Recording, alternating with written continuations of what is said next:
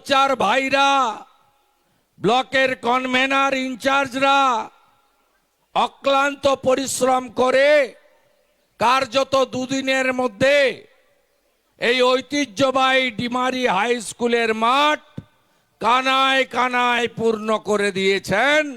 আমি সকলকে কৃতজ্ঞতা জ্ঞাপন করি। মঞ্চে উপবিষ্ট আছেন জেলার মাননীয় সভানেত্রী, আমাদের বিধানসভার উচ্চ কণ্ঠস্বর, আমাদের সকলের অত্যন্ত প্রিয়জন বিধায়িকা সম্মানীয়া তাপসী মণ্ডল মহোদয়া। আমরা যার জন্য এসেছি তিনি আজকে গোটা পশ্চিমবঙ্গে নয়, ভারতবর্ষের মানুষের কাছে সমাদৃত, যাকে পশ্চিম বাংলার 2 কোটি বেকার যুবক যুবতী আর দুর্নীতির বিরুদ্ধে আপোষহীন সংগ্রাম করা লক্ষ লক্ষ জনগণ নয়নের মণি হিসেবে গ্রহণ করেছেন আমাদের প্রার্থী নরেন্দ্র মোদীজির আশীর্বাদ ধন্য প্রার্থী, পদত্যাগ করে যিনি মোদীজির পরিবারের সদস্য হয়েছেন মান্যবর অভিজিৎ গাঙ্গুলি মহোদয়, তাকে আগাম শুভেচ্ছা শ্রদ্ধা জানাচ্ছি। আমি একটা প্রতিশ্রুতি চাইব আপনাদের কাছে, দিবেন তো? 14 সালে আমার যে মার্জিন ছিল 2,46,511, তাকে টপকে দেওয়া যাবে তো? একটা ভোট হলেও বেশি দিতে হবে, আমার থেকেও বেশি ভোটে যেন যেতেন। চুক্তি হলো, চুক্তি পাকা, একদম পাকা।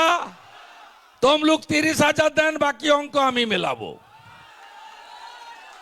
তমলুক 30,000 মার্জিন দেন, বাকি অঙ্কটা আমরা মেলাবো।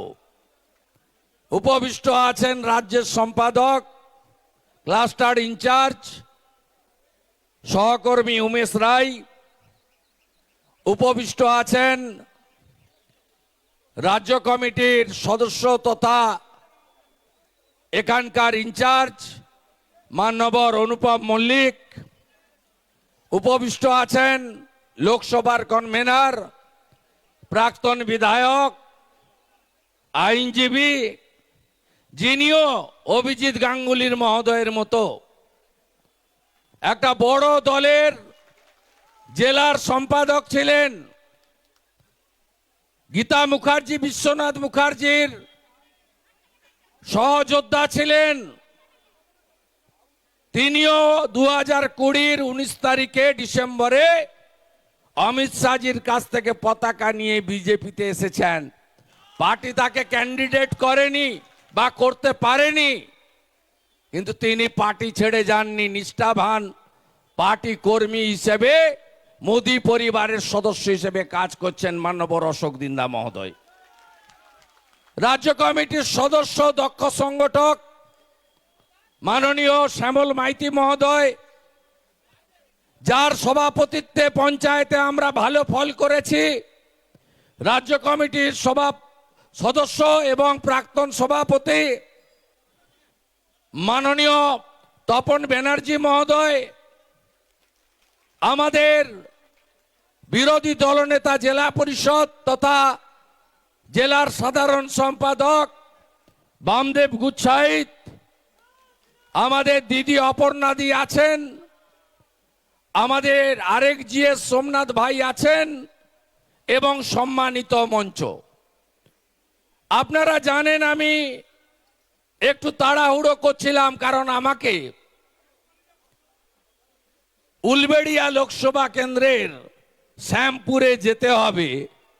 এখান থেকে 1 ঘন্টা তো লাগবেই। এখান থেকে বাগনান থেকে 25 কিলোমিটার। সেখানেও মাঠ প্রায় ভরে গেছে। আপনি ভাবছেন উলবেড়িয়া জিতব কি করে? আমি বলছি উলবেড়িয়াও পদ্ম ফুটতে চলেছে, চিন্তার কোনো কারণ নাই। গত পরশুদিনের হাইকোর্টের যে রায় ডিভিশন বেঞ্চের, তারপরে 8 থেকে 80 সবাই বলতে শুরু করেছে শুধু বিজেপি বা অন্য লোকেরা তৃণমূলকে চোর বলতো। এখন হাইকোর্টের ডিভিশন বেঞ্চ সিলমোহর লাগিয়ে দিল, মমতার পুরো ক্যাবিনেটটাই চোর। আজকে একটু আগে আসার সময় মেসেজ পেলাম, কাকুর কণ্ঠস্বর মিলে গেছে, ইডি রিপোর্ট করেছে। কাকুর কণ্ঠস্বর মিলে গেছে মানে এবারে ভাইপোর প্রেসার বেড়ে গেল। এখনই মাপলে দেখবেন 180-র উপরে প্রেসার রান করছে। কি বলছিল? আমার সাহেব, ওর কাছ অব্দি কেউ পৌঁছাতে পারবে না। ধর্মের কল বাতাসে নড়ে। এই চোরেরা পশ্চিমবঙ্গে সব লুট করেছে। যাদের চাকরি চলে গেছে তাদের মধ্যে অনেকে বলছেন আমরা যোগ্য। এই যোগ্য কারা আর অযোগ্য কারা, এই রিপোর্টটা দেওয়ার কথা ছিল স্কুল সার্ভিস কমিশনের। তারা চোরেদের বাঁচানোর জন্য অতিরিক্ত পোস্টে নিয়োগ করা লোকেদেরকে বৈধতা দেওয়ার জন্য, দোকান খুলে টাকা নিয়ে নিয়োগ করা লোকেদেরকে বৈধ করার জন্য যোগ্য কে আর অযোগ্য কে এর তালিকাটা পর্যন্ত কোর্টে দেননি। এখানে যারা কেস করেছেন, যারা কেস লড়েছেন, বা প্রধান বিরোধী দল বিজেপির কোনো ভূমিকা নেই। সম্পূর্ণ ঘটনার জন্য যদি কেউ দায়ী হয়ে থাকেন তার নাম মমতা ব্যানার্জি। পালাবে কোথায়? কালকে আসছে আকাশ রানী মহিষাদলে, যত আসবে তত হারবে। 2021 সালে 18ই জানুয়ারি নন্দীগ্রামের তেখালিতে এসেছে। তেখালিতে আসার পরে 4টা জেলা থেকে লোক নিয়ে এসছে।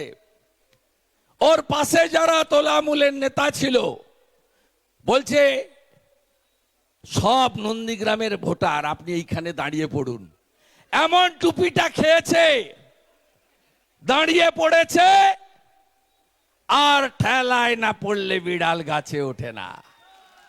1956 ভোটে হেরে মেদিনীপুর তার ভূমিপুত্রকে, তার বাড়ির ছেলেকে, তার ভাইকে, তার বন্ধুকে গ্রহণ করেছে। আর বহিরাগত মমতা ব্যানার্জিকে বলেছে টাটা বাই বাই, হীরক রানী বাই বাই।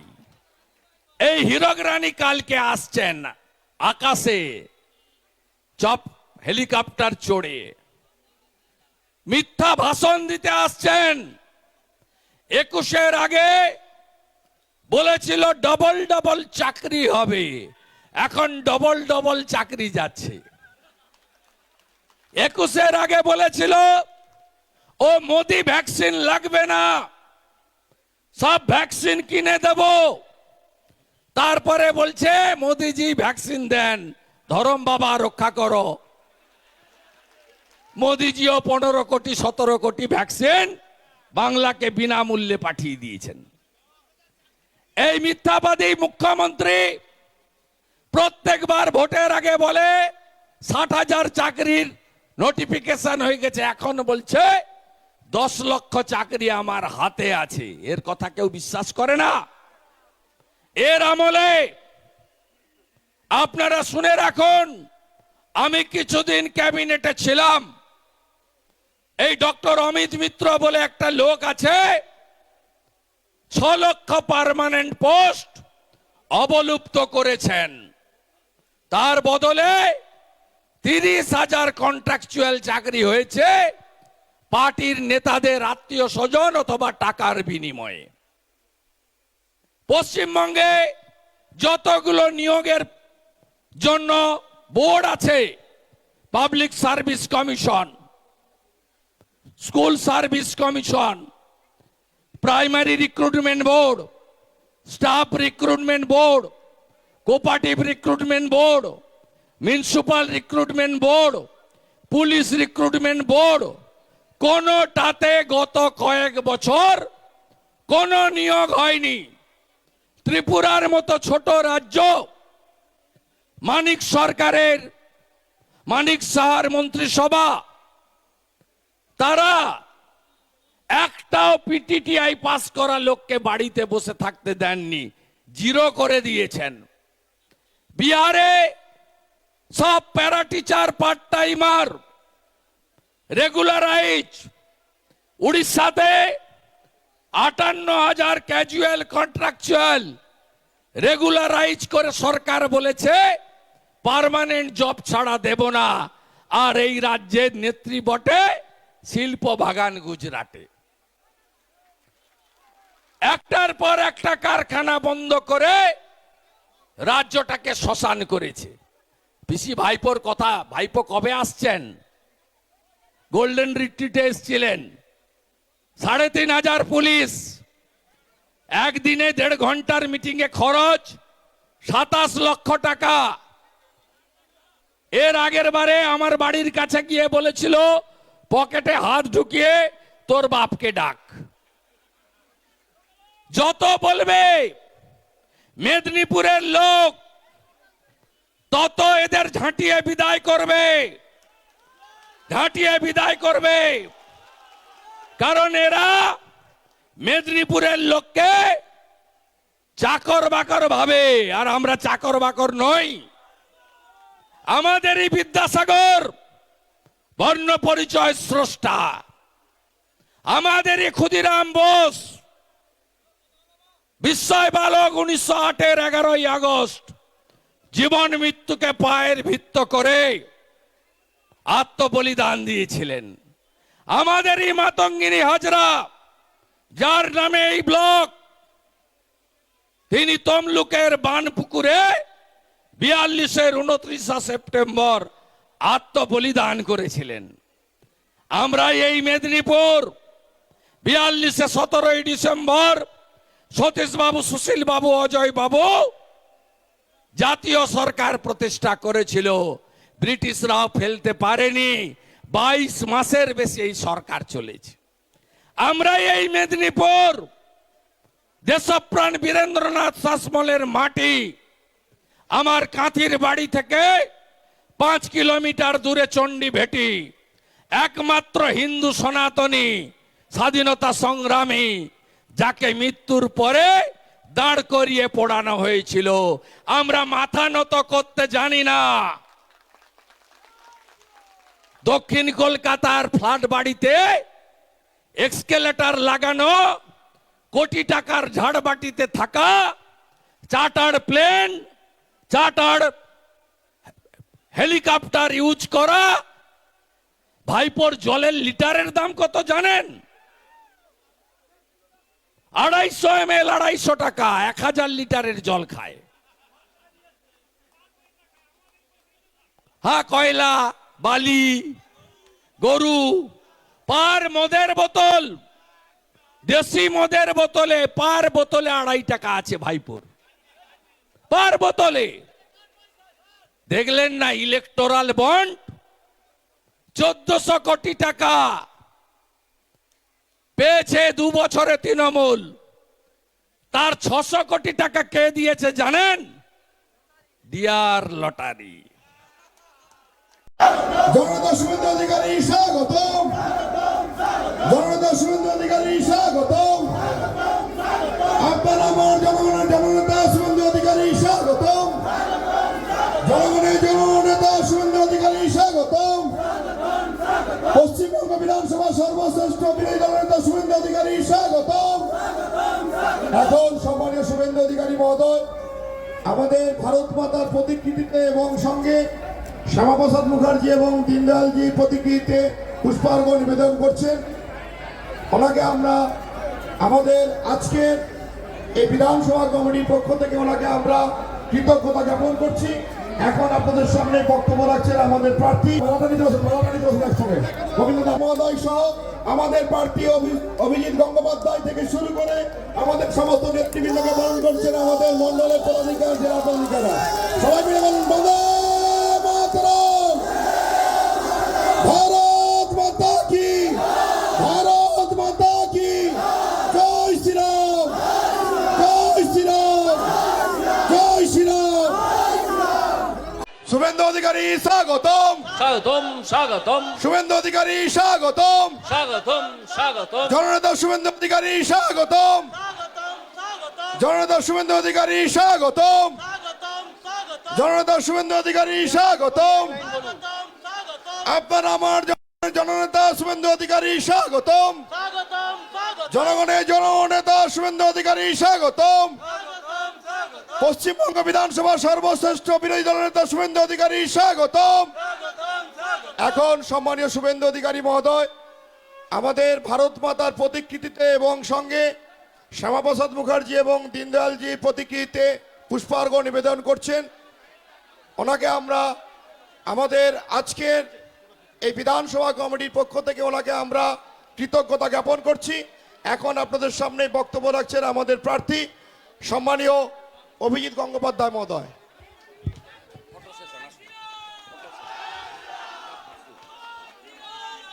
এই গোবিন্দ দা ঠাকুরের মালাটা নিয়ে চলে আসুন, মালাটা নিয়ে চলে আসুন একসঙ্গে। গোবিন্দ দা মালা নিয়ে চলে আসুন, গোবিন্দ দা 5 মন্ডল সভাপতি মালা নিয়ে চলে আসুন।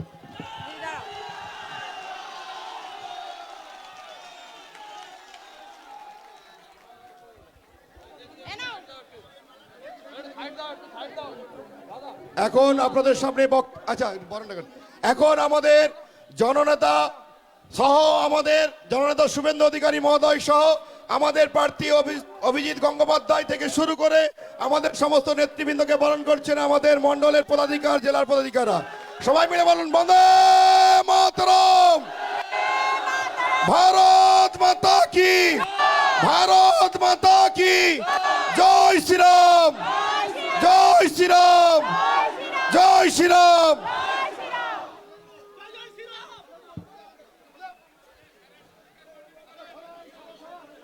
এখন আপনাদের সামনে বক্তব্য রাখছেন আমাদের সম্মানীয় প্রার্থী মহোদয়। লড়াকু নেতা শুভেন্দু অধিকারী হাজির হয়েছেন, যিনি একাই পশ্চিমবঙ্গের উত্তর থেকে দক্ষিণ, পূর্ব থেকে পশ্চিমে ছুটে এই তোলামূল সরকার, যাকে তিনি তোলামূল নাম দিয়েছেন, সেই তোলামূল সরকারের নাভিশ্বাস উঠিয়ে দিয়েছেন। তারা গদ্দার বলে, উনাকে নাম করে না। মমতা ব্যানার্জি, তুমি নিজেও গদ্দার। কিভাবে গদ্দার সে ব্যাখ্যা অন্য বক্তারা করবেন। তোমার দলে একজন শিক্ষামন্ত্রী আছে বর্তমান, তিনিও আগে সিপিএম করতেন, তিনি তোমার দলে এসে যোগ দিয়েছেন। তাকে তুমি কোনোদিন গদ্দার বলেছ? বলনি। চার্চিল তার সারা জীবনে 4 বার দল বদল করেছিলেন। প্রধানমন্ত্রী, ব্রিটেনের প্রধানমন্ত্রী চার্চিল, তাকে কেউ কোনোদিন গদ্দার বলেছে? বলেনি। মানুষের এটা গণতান্ত্রিক অধিকার। যদি কেউ মনে করেন যে একটি রাজনৈতিক দল ছেড়ে অন্য রাজনৈতিক দলে আসবেন, সে অধিকার তার আছে, এটা তার গণতান্ত্রিক অধিকার। তার জন্য তুমি তাকে গালাগাল করবে? নিজের দলে তুমি নিজে গদ্দার, তোমার নিজের দলে অনেক গদ্দার আছে, তাদেরকে কোনোদিন গালাগাল করেছো, গদ্দার বলেছো? বলনি। আমি আবার যেখানে থেমেছিলাম সেই লক্ষ্মীর ভান্ডারে ফিরে যাই। এই লক্ষ্মীর ভান্ডার একটা বিশেষ ভাওতাবাজি। আপনারা খোঁজ নিয়ে দেখুন,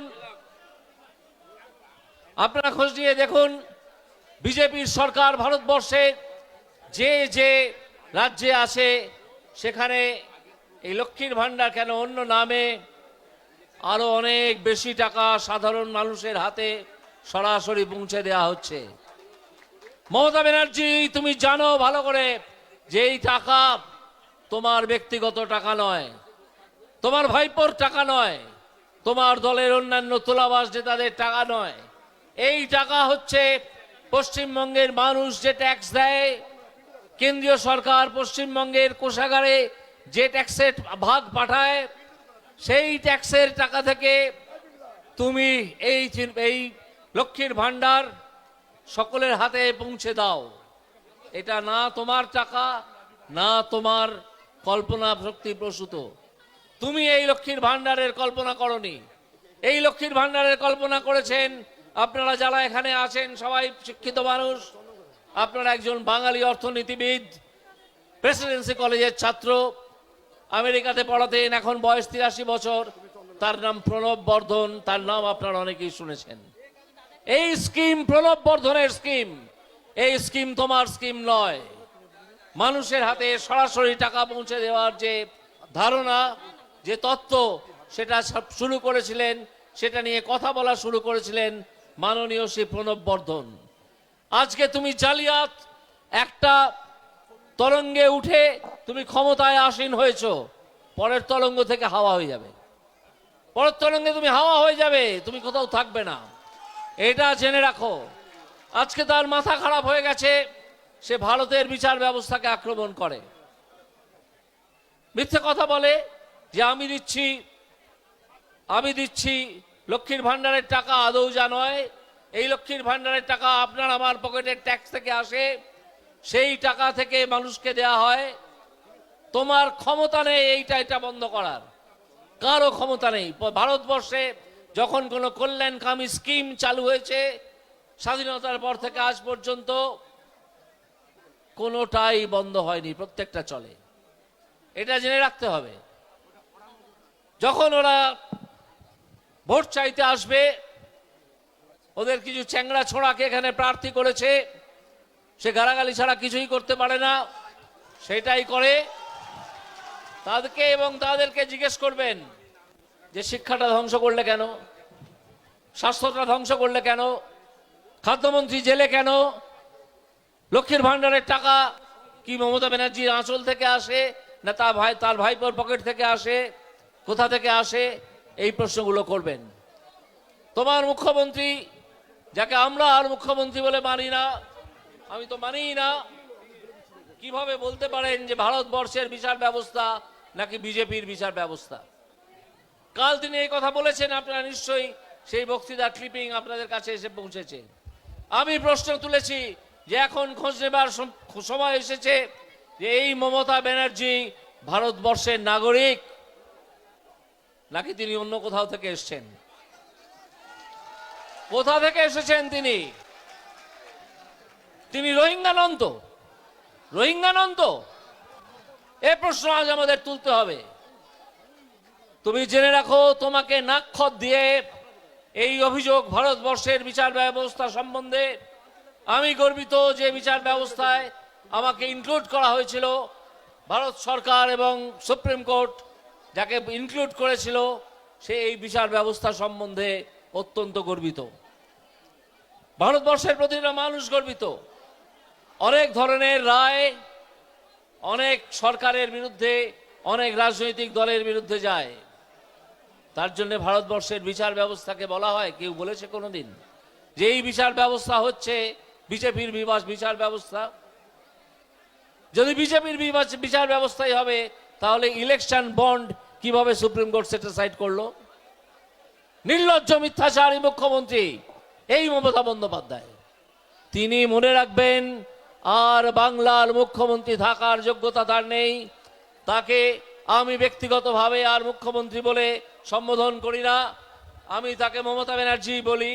এবং আমি আপনাদের কাছে আবেদন জানাবো যে এই মমতা ব্যানার্জিকে আর মুখ্যমন্ত্রী হিসেবে সম্বোধন করবেন না, তাকে মমতা ব্যানার্জি বলবেন। তিনি ওই আসনে, যে আসনে বিধান রায়, প্রফুল্ল সেন ইত্যাদিরা বসেছিলেন, অজয় মুখার্জির মতো মানুষ বসেছিলেন। এই অজয় মুখার্জি এই তমলুকের মানুষ বসেছিলেন, প্রফুল্ল সেন আরামবাগের মানুষ, বিধান রায় কলকাতারই মানুষ। এরা যারা বসেছিলেন, সেই আসনে বসার যোগ্যতা তুমি জোচ্চোর একটা দলের প্রধান, তোমার সেই ক্ষমতা নেই। আজ আর বিশেষ কিছু বলবো না, বক্তব্য দীর্ঘায়িত করব না। রাজনীতির রাজপুত্র, মেদিনীপুরের সফল নেতা শুভেন্দু বাবু আমাদের মধ্যে হাজির হয়েছেন।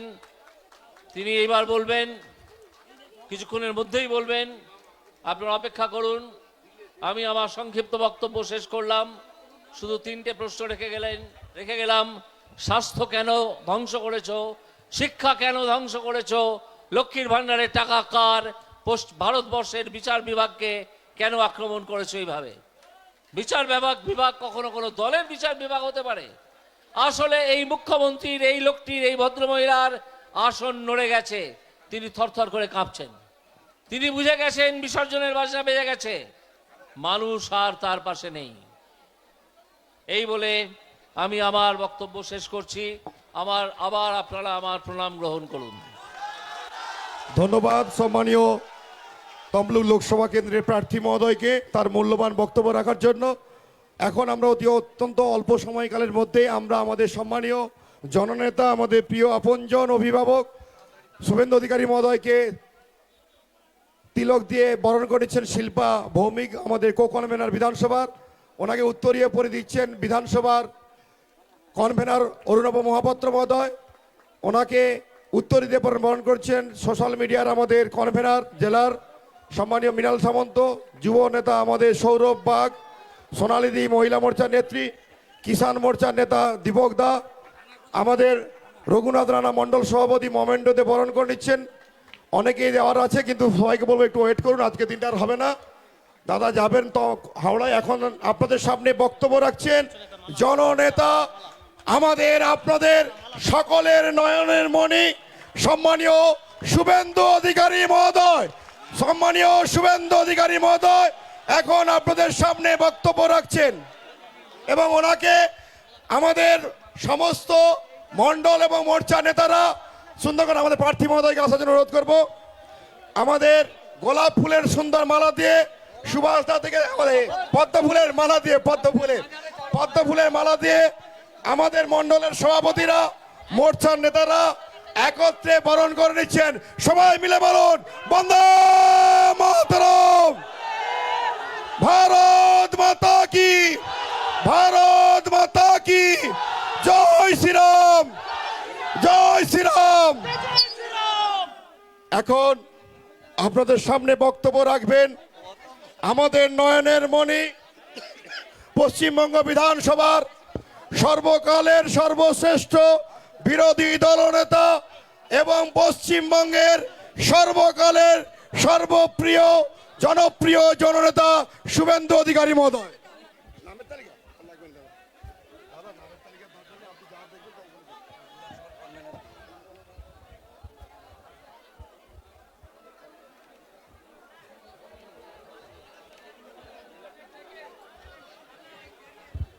ভারত মাতা কি, ভারত মাতা কি। তমলুকের আওয়াজ এত লো হলে হবে না। গোটা দেশ 47-এর 15ই আগস্ট স্বাধীনতা পেয়েছে, আমরা 42-এর 17ই ডিসেম্বর তাম্রলিপ্ত জাতীয় সরকার তৈরি করে আমরা স্বাধীনতা ঘোষণা করেছিলাম। এটাই হলো তাম্রলিপ্ত।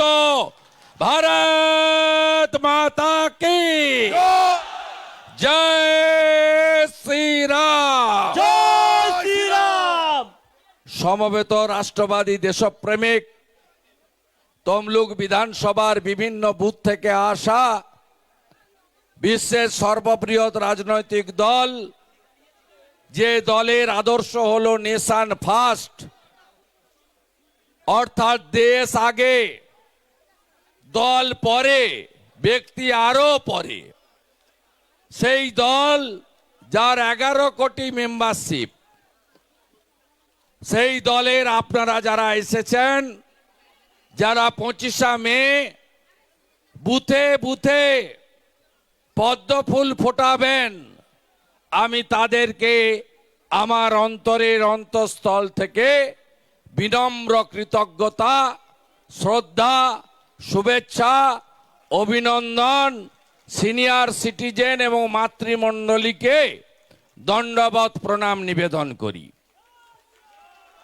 আজকের এই সভাতে ব্যবস্থাপনা আয়োজন করেছেন আমাদের বিধানসভার কনভেনার ভাই অরুণাভ, কো কনভেনার বোন শিল্পা, মন্ডল সভাপতিরা, পঞ্চায়েতের মেম্বার প্রধানরা,